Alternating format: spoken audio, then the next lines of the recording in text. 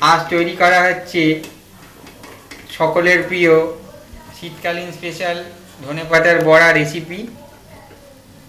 দেখতে পাচ্ছেন ধনেপাতার বড়াগুলো দেখতে কত সুস্বাদু হয়েছে। কড়া থেকে ডাইরেক্ট নামিয়ে নেওয়া হচ্ছে এই ধনেপাতার বড়াগুলিকে।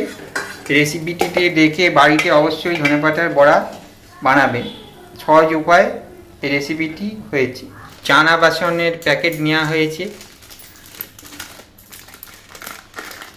ধনেপাতার পকোড়া তৈরি করার জন্য বা ধনেপাতার বড়া তৈরি করার জন্য এখানে 2 কাপ মতন চানা বাসন নিয়ে নেওয়া হলো। পরিমাণ মতন জল দিয়ে বেসনটিকে ভালোভাবে ফেটিয়ে নেওয়া হচ্ছে হাতের মাধ্যমে। ঠিক এইভাবে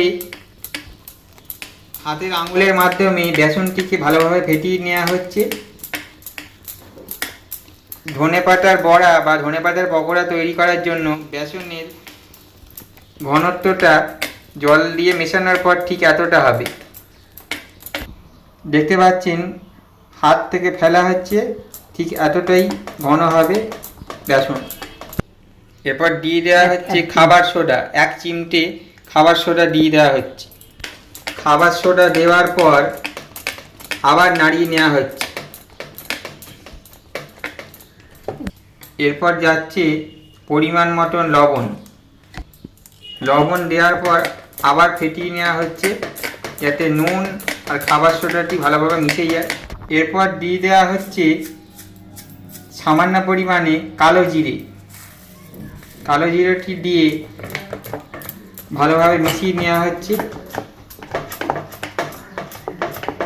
চানার বেসনের ব্যাটারের সাথে পরে দিয়ে দেওয়া হচ্ছে ধনেপাতা কুচো কুচো করে রাখা।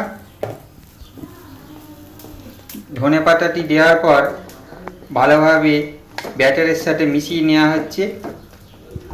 এখানে ধনেপাতার কোনো মূল বা স্টেম নেওয়া হয়নি, শুধু ধনেপাতাগুলো নেওয়া হয়েছে। এরপর ভালোভাবে মিশিয়ে নেওয়া হচ্ছে চানা বেসনের সাথে। এরপর হাতের আঙুলের মাধ্যমে শেপ দিয়ে নেওয়া হচ্ছে। এরপর ডুবন্ত সর্ষের তেলে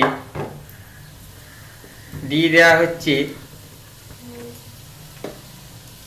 ধনেপাতার বড়া তৈরি করার জন্য ধনেপাতা, নুন, সোডা মিশানো ব্যাটারটিকে আঙুলের শেপ দিয়ে দিয়ে ঠিক এইভাবে সবকটি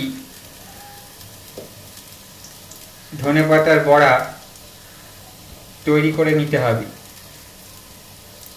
একে একে। তেলে দেওয়ার পর ধনেপাতার বড়ার এক সাইডটা ভালোভাবে ফ্রাই হওয়ার জন্য কিছুক্ষণ ওয়েট করতে হবে। কিছুক্ষণ অপেক্ষা করতে হবে যতক্ষণ না ধনেপাতার বড়া বা ধনেপাতার পকোড়ার এক সাইড পুরোপুরি ফ্রাই হয়ে যায়। ধনেপাতার বড়াগুলিকে মিডিয়াম আঁচে ভাজতে হবে। সঙ্গে সঙ্গে বা প্রথম থেকে হাই ফ্লেমে দেবেন না, তাহলে বেসনটি কাঁচা থেকে যেতে পারে। এরপর উল্টে নেওয়া হচ্ছে যাতে অপর সাইডটিও ঠিক একই রকমভাবে ফ্রাই হয়ে যায় ছান্তার মাধ্যমে। ঠিক একই রকমভাবে ভালোভাবে সর্ষের তেলের সাথে নাড়িয়ে নেওয়া হলো। এরপর ধনেপাতার বড়া অথবা করিয়েন্ডার পকোড়াটিকে ভালোভাবে নাড়িয়ে নেওয়া হচ্ছে ছান্তার মাধ্যমে। সবকটি ধনেপাতার বড়ার এপিট ওপিট করে ওলট পালট করে নেওয়া হলো। ধনেপাতার বড়া রেসিপিটি অলমোস্ট তৈরি।